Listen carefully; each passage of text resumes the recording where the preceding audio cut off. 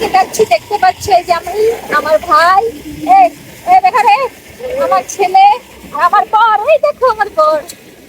আমরা সবাই যাচ্ছি এখন গ্রাম ঘুরতে, আছি অনেকদিন পর গ্রাম ঘুরতে চললাম। আর এই দেখো আমাদের হচ্ছে, এটা আমাদের মন্দির, শিব মন্দির। আর এখানে আমরা প্রত্যেক বছর পুজো করতে আসি, বছরে একবার যখন শিব পুজো হয়। আর এই এই বাঁধেই কিন্তু ভক্তা চান করে। দেখতেই পাচ্ছ এখন জল, সব দিকে জল পুরো ভরে গেছে।